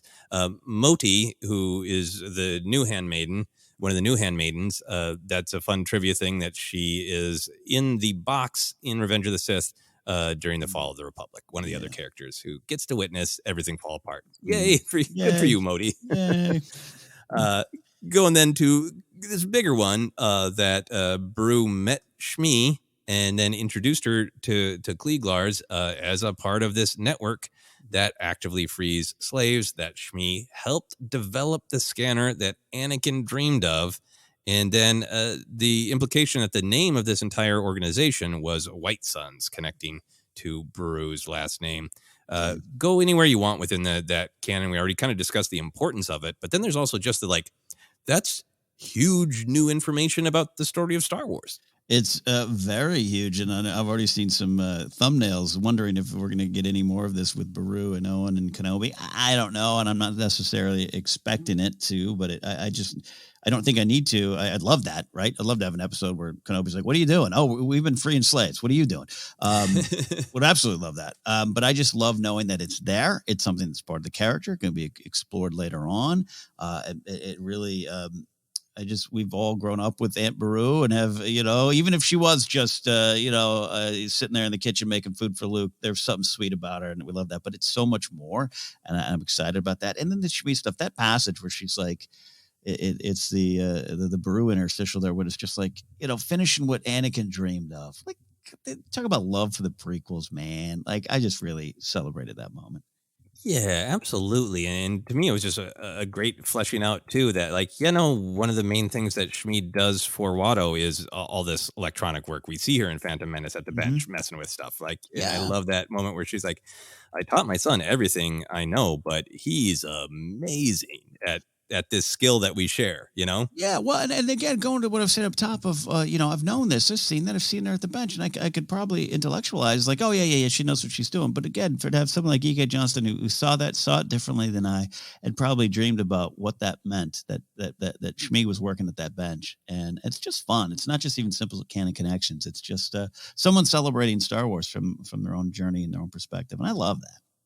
Yeah, absolutely. And the other thing for me, I think I definitely had the is this going to show up in Kenobi? But I also think that the Beru passage talks about how she was really actively involved, and she kind of segues into more like, I will help organize, I will make food, I'll be there to support the people who are on the front line. So I think even within the book, it was trying to build up look, we're not saying that, when we cut away in A New Hope, she puts on her cloak and runs it like that. Yeah. This was a thing that she did in this part of her life, got this organization up and running, and then, segued into, certainly I think when Luke arrives of this is where I'm needed. This is who needs me. Yeah. Yeah. Well said. The other big thing I like about it is, there's always the discussion of, is this the best way to hide, Anakin and Padme's child by calling him Luke Skywalker. And for me, one of the headcanon things has always been like, well, Beru and Owen lived with Shmi, loved Shmi. Maybe this is about honoring Shmi. And this book doesn't say that, but for me, it really supports that headcanon that Luke isn't just like, yeah, I guess we'll take a kid. Like, it's Shmi's grandson. It's a last connection to this person that they had this, complex and interesting relationship with. Yeah, absolutely agree with that one. Awesome. Okay, so moving on. Page 34, in Roundabout, we get this great scene where pre-wedding Anakin is visiting the statue of Qui-Gon on Naboo, and Anakin acknowledges hearing the voice of Qui-Gon, quote, begging him to listen to his better nature, which, of course, we, watching Attack of the Clones, know as Anakin, no! Yeah. Anakin then says he looks for Qui-Gon in the Force, but finds nothing. How did you feel about that? I loved all that. I loved the sequence. I love paying the respects to their relationship to the events of Phantom Menace and Attack of the Clones. And then just how it is a little bit of a built-in tragedy, a little bit of a sad lack of connection. And if that had been, I don't know, been there, we're going to learn more. I think we'll still learn more about Qui-Gon, not necessarily saying in Kenobi. Just I think there's more to learn about him and his relationship to the Cosmic Force at this point. So I think there's some tip of the iceberg storytelling. But again, as a prequel fan, as a young Anakin fan, I just love what could be and what was not there, but almost there. Yeah, and for me, it's just more great respect for Attack of the Clones of like, Anakin heard that, felt that, didn't listen to it. Yeah. Might have some feelings about it now, but here he is now trying to get centered, right? And trying to, and important that Qui-Gon was somebody who did feel welcoming and fatherly, as we've discussed. Indeed. Moving on to page 154, this is just a quick shout when they're talking about the kind of the Loyalist Committee coming together and all the politicians sort of uniting on how they were going to confront the Clone Wars. And they say, Anaconda Far has been a little strange lately, but we're not worried about it yet. Like, great shout out to that early Clone Wars episode where Anaconda Far gives in to fear and partners with the Separatists because he thinks that's going to keep Rhodia safe and just sells out. Yeah. Padme and regrets it. And great to hear that. Like, he's been a little strange, but it's fine. Yeah. No, it's not. There's a great Tonneray shout out, of course. And here's probably the Tonneray wine shout out. This is probably the big one, Ken. The S word in Star Wars. It's page 177. Speaking of the sitcom moments, Dormy is combing Sabe's hair, right? And Sabe just kind of quietly tells Dormy casually, like she had a nighttime visitor, and Dormy at first is like, oh, cool, wait, beep, and drops the S-bomb right in Star Wars. How did you feel about that? It worked so well that I didn't even really notice it at first until second glance. You know what I mean? Like it just was like, oh God, oh bleep, you're right. And so I think it worked really well. I don't know, it's the big ass door of it all. Does it work? We're in an era where these words are going to slip in more and more, and I'm okay with it. And this is not the last. Should she have said Ichuta? Maybe, I don't know. Like, I don't care. I just like this. I like the moment. It's such a great character moment. It was so effective. I could see, the Dormy of the movies who's just being very calm. And the dime dropped of what that means. I did like a little double take of like, that's so funny, and kept reading. And like, hey, wait. Hey, yeah, right. Yeah. You're right. These are always going to be the debates of what real world words and real world moments pop into our space fantasy. My headcanon is that this is a swear word that exists in Naboo culture, because the only thing that I don't like about it is there are several other characters I feel like if that word's real in Star Wars, look, Boba Fett would have said it 72 times in Book of Boba Fett, right? So would Han. It's probably a Han word. I don't give a bleep. Yeah. Yeah, right? I mean, Han would have said that to 3PO 100 times in the original trilogy, right? Yeah, look at it. For me, a lot of times it's a case-by-case basis. Not all of them work for me. This one did. Yeah, exactly. Okay, moving on to some other great Clone Wars animated series connections. We get when Sabe is pretending to be Padme and is having the meeting at the Jedi Temple, or the kind of the social hour. There's a great interaction with Barriss Offee, and we learn these details that she was treating the wounded at Petranaki Arena. She's really honest with Sabe about the horror of war. We have Deepa Balaba there saying trying to counsel Barriss by saying, well, totally understandable, but we might all be called to go against our own nature during this war. Be ready. And then Barriss Offee's ominous answer of, I will. Yeah. Which, of course, connects to the Clone Wars animated series very well, where Barriss Offee is very much against the war, but then goes against her own nature to try to end the violence by creating more violence. And I thought it really enriched that story. It really did. The character of Barriss Offee is very interesting. And are we done with that character? Oh, theories say no. We'll see. But even if we don't get any more storytelling, I think what's there, there's great potential, I guess, for more storytelling. Love the character. Love the moments. It truly is ominous. And again, Star Wars, choices, things that will happen. That's natural. Your reactions to them, your angers, your frustrations. What do you do with them? And another little Star Wars lesson. Yeah, absolutely. Then on page 221, when Palpatine kind of takes fake Padme Sabe for a walk and does that, really, he knows it's annoying and condescending, the sort of guiding and putting the arm on her, and does the, lets a little bit of the dark side seep out, a little bit of the pig pen of the Force. Yeah. and rot her. But then within that, it describes that this pool in the Jedi Garden dried up, and the Jedi gardeners could never fill it again. How did you feel about that? About like Palpatine letting out the darkness enough to directly even affect the temple? Loved it. I gotta say, this is one of my favorite little Palpatine moments. We always talk about how much we love this character. We don't want him to win, but I just love there's this great evil and how the story needs it. It's a little. I actually did a double take. Like, I had to go back and reread. I read it, turned the page, and was like, wait a minute, did he just suck up that fountain? He just, yep. Oh my. And I just could see it. Yeah, you're right. Let's get McDermott to film these scenes. I could just see it and feel it and hear it. I really love this little moment. I really absolutely love what it means to his story, what he's about to do, what's happening in the Jedi Order. You can dig deep into it, but it's just a chilling moment of Palpatine evil.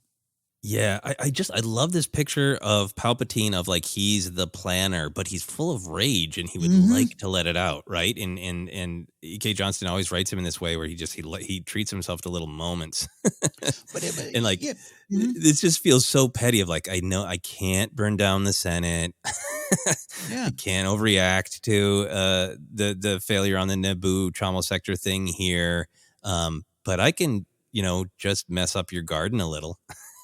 Yeah, but here's why I absolutely love it. You're right. It's these little, and in this book, he has these two moments, maybe even more, but there's two moments we've already discussed of little of the, and lightning's like coming out of his fingers. Like, are you okay? Sheev, are you okay? No, I'm good. Your eye's twitching. Is that electricity? That all leads up to the absolute, it's just, I almost want to say joy, but it's Palpatine's joy of power, unlimited power. That is why it all comes out. He doesn't have to hide anymore. I know you've talked about it before, Joseph, of just like the mask of good old Sheev is ripped off and he doesn't have to pretend to be that anymore. And so that has more power to me by these little moments of him just like in his dark room electrocuting a statue because it's the only evil thing he can do. And he's just simmering. He's simmering in this dish of evil's been simmering on the stove for so long and he just wants to explode with rage. It's just so ominous, right? To just to feel like the beauty of a garden and something that is carefully tended to perpetually bring life and peace, and he kills it so it can never exist again. It's a great simple picture, and then it is also just like petty. It makes me laugh, and I picture when Yoda walks into his office in Revenge of the Sith and they're like finally confronting one another, he's like, Master Yoda. And like, I can imagine him going like, also, I bleeped up your garden. That was me. It's truly so petty. It's just this little petty thing. Yeah, so great. On to a more that's meaningful. Our jokes about the pettiness is fun, but the actual beats quite meaningful and a risk for Palpatine. But going ahead to page 253, there's a scene between Padme, Bail, and Mon Mothma kind of settling into it. Padme's already had this experience where she's had to kind of get involved in the front lines, and we learned that Mon Mothma is really like got a always pacifism. And Padme kind of pushes back and says violence is needed sometimes, aggressive negotiations. Of course, great reference to Attack of the Clones and her relationship with Anakin, but also great philosophy and great, for the whole trajectory of the rebellion in Mon Mothma. What did you think of that moment? I love it. And I put a pin in that for something else I want to talk about a little bit later, but I love the interplay between them and love Mothma and where she'll kind of end up. It made me think of my good buddy Admiral Raddus running off to fight and her smiling in a way, and it's not her slipping back on anything. This isn't her being violent, or that's not them being violent for just no reason, obviously. I just love it. I love what it says about them right then, and what it will mean for them later on. Yeah, it's a great moment, and I think for me, one of those moments where, sad that we lost some of those deleted scenes in Revenge of the Sith that sort of centered Padme as, one of the architects of the rebellion, and this is one of those moments where you can kind of feel that, even though it's not directly starting the rebellion. It's like, some of this will be necessary. Last thing I had on my list is I do just like the idea when they're when Padme and Sabe are having it out, and Padme mentions the massacre of the Tuscans, and Sabe's like, "That was Anakin." Yeah, that made me laugh. It's a very, very dark thing, but I got to be honest, it made me laugh, and I do like that picture because it's been in other canon places that like that was a big enough event on Tatooine. That was not isolated. It didn't happen in a way or a place that nobody saw it or knew about it. That the Tuscans talk about it, and that even across the planet, Sabe has heard of that. I like that. Centering it that way in the story. Yeah, no, it's big and it's a purpose. Because it's what certain point of view story has that, right? With the Obi-Wan one of just the Tuscans, like, some ghost struck there. We don't go there anymore. Like, love that. In some Tuscans believing in it had something to do with this homestead. Yeah. Yeah. Do you have any other moments of canon or lore that you wrote down? There's one. I would never take credit for it. I read it and it didn't register, but our good buddy Alex, he never misses anything at Star Wars Explained. Anakin leaves his Jedi cloak in a ship, and that is the one that Jar Jar finds in Bombad Jedi. Wow. So that's great. That. Mm-hmm. Yeah. Oh, well, Bombad Jedi, I guess it just must be a favorite of E.K. Johnston. Yes. Yeah, with the Anakin of Force stuff. Exactly. Yeah. Yeah. Oh, that's great. What a wonderful detail. All right, then there's lots of other little things. I did not pick up that one. But in the interest of keeping this reasonably length, let's move on to questions or things that we wrestled with. Yeah. So I mentioned it up top, so I just kind of remix a little bit. I understand. I did take a stroll through those review gardens, as I said, which is sometimes it's a Palpatine garden out there when you're looking at Star Wars reviews. And I understand a lot of fans out there felt that, I don't know what I don't know. I can't speak for them, but I just could speak to what I spoke to up top, which is this. I wanted what I thought was bigger answers. I wanted things from Padme. I wanted to go into Revenge of the Sith, but this isn't that. It sets it up for that, and it gives you great insight into that. And this is a smaller a natured story here, and it's not different than anything that's come before in this series. I think the second book is the Queen's Peril, which goes back to Phantom Menace. I just loved all that. I love the way EK dealt with the stories around the corners, and it really worked for me. So I understand that there was a desire to fill just like a weight of all the moments, right? And that's fair. I get some of that. But they've just always been about this. It's always how insight. I love you describing it as this becoming series. It really is that. It's seeing the real person behind the titles, the positions, and the makeup.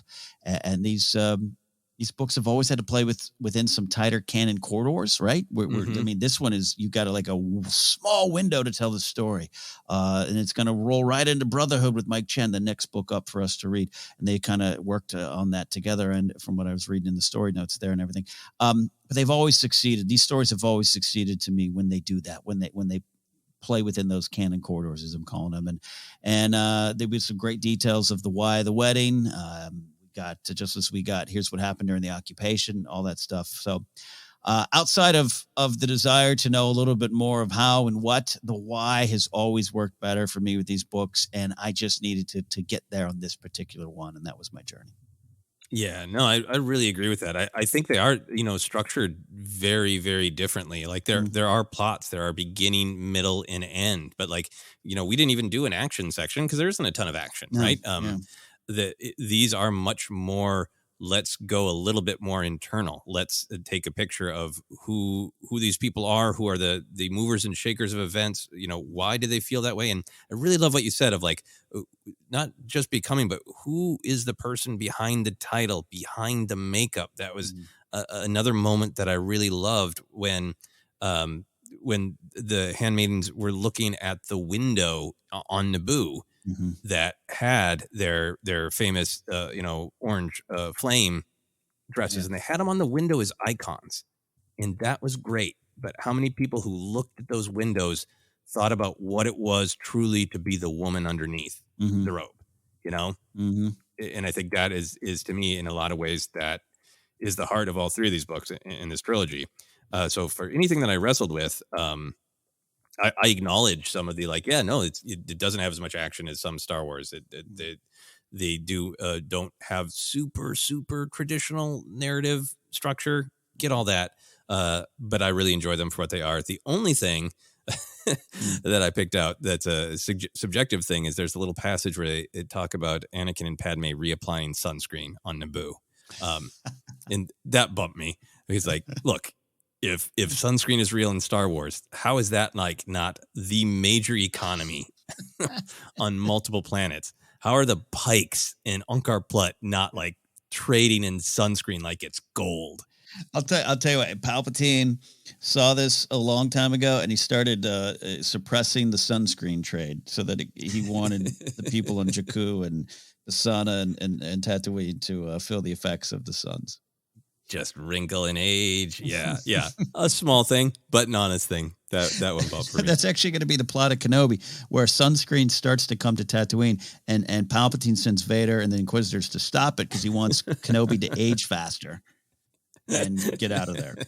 Yeah, I think we cracked it. We cracked the Kenobi case. There we go. Do you have hopes then for the future of these characters or this story? This is the end of the trilogy, but kind of, I think, a question mark that there could be more. Do you want more Padme books? And if so, what would you be interested in? Yes, I see no reason for EK to have to stop. The word trilogy is important to us Star Wars fans. Throw it aside. You mentioned it, and this is what I've said, put the pin in it. Give her the deleted scenes and subplots from the Revenge of the Sith. Let her tell that part of the story. Simple as that. I got no other things to the pitch. We can get to the other stuff. Maybe I can finally get my dream monologue, internal monologue from Padme as she's dying. I don't know. I just think that Mothma scene made me think of that. Made me think of just because already again she's taking like the Attack of the Clones deleted scenes. We've seen those pop up with the Naberi house and the dinner and bringing the boyfriend home for the folks to meet. We got that stuff. Just give her those big meaty scenes with Mothma and Bail and all the other characters and Padme and the formation of the rebellion, the debate on how to do it. Oh my God, that'd be the best. I'd love that. I would love that. I so agree with that. I would really love kind of final days of Revenge of the Sith. I'm fascinated by the very end of her life, the last moments. I can also see an argument that it is supposed to be some amount of ambiguous. I think that's a real, I understand that's something that a lot of Star Wars fans would have very strong opinions about. So even if you didn't include anything on that, I think a Revenge of the Sith book would really fit into this kind of becoming theme of like becoming, one of the architects of the rebellion without quite, realizing that or thinking about it from a different perspective. But yeah, I think there's so much in Revenge of the Sith that that E.K. Johnston could work with of, when Padme asks Anakin, like, have you ever thought that, we're becoming the thing that we swore to stop, I think the character just deserves that. Like, look, this is not right. It's been going on and on and on. This war's going on and on and on. I've had some victories, but I've had a lot more setbacks. And this isn't wrapping up. But we're not going back to the Republic we talked about. So we got to act on this. Is a story I'd love to hear. Absolutely, indeed. Would you like any of the other ideas or characters developed? A Baru and Shmi novel? Any other ideas you'd like to follow? Yeah, there's some great characters here. I think learning a little bit more. We get this new character sister that shows up. Give me that. Give me a short story. Give me something more of that. Develop that story out. That'd be interesting here. I want to see that. But here's yes to all these characters. I think Beru and Shmi teaming up to create an underground railroad of sorts on Tatooine is a Disney Plus series I need now. Sorry, everyone. I want to go back to Tatooine. Give me that. Give me that. And this is why I say I don't necessarily need this in Kenobi. Give me that story prior to all of this here. Go to that. Yeah, I would love that. It's a Beru and Shmi adventure, and from the years from Beru and Shmi meeting to Beru happily accepting Shmi's grandson. I'd love that. Mm-hmm. Yeah. Yep. Anything else that we have not talked about that you wanted to touch on? No. Just an interesting experience for me as a reader, and a book that I was able to enjoy once I pulled back, and it's always a reminder, and I loved it. Yeah, I totally agree with you. A bunch of other things that I would love to share because I love this book, and my notes were extensive. But we are going to wrap up with a fun question. In the spirit of this relationship between Padme and Sabe that has united all these books, Ken, if you had a best friend who looked exactly like you, would you switch places with them for parties or anything else? Well, apparently I'm Tom Segura's double, because anytime I go to the Comedy Store, people come up and start talking to me as if I'm Tom, including Mark Maron recently. So I'd love to switch places with him on payday. It's crazy how much that happens. If I had a double, I will be able to tell if you try to just get Tom Segura to do ForceCenter with me. I will be able to tell. You'll know. Trust me, you'll know. Yeah. If I had a double, I'd switch them out when it's time to leave parties, because I do like social events. I do like going. I just love leaving them even more. So if I'm needed to be at a wedding reception past a certain time, the double can stay. I'm going to go home, put on sweatpants, and relax. That's a great answer. Mine is very direct and practical for right now. I've been trying to make time to go get new passport photos. Everything else I can do at home from my computer. I just need to make time to go to bleeping Walgreens and get a passport photo. And man, if I had a double, it'd be like, I can do that. Yeah. That would be great. I love that. Excellent. Well, with that, Ken, do you want to let people know where they can find us? Absolutely. We are the ForceCenter podcast feed. We can be found on Twitter at ForceCenter Pod. Facebook page is ForceCenter Podcast. We're on Instagram and YouTube as well. Podcasts available on Acast, iHeartRadio, Apple Podcasts, Google Podcasts, and a lot more. Just search, you'll find us.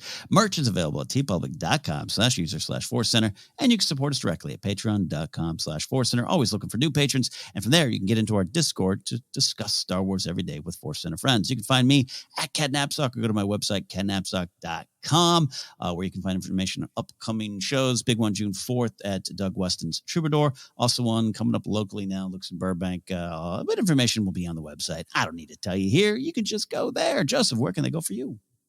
Yeah, you can find me Twitter, Instagram, TikTok is at Joseph Scrimshaw, and you can check out all my other comedy adventures on my website, josephscrimshaw.com. But for now, for myself, for Ken, for the legacy of Padme, this has been ForceCenter.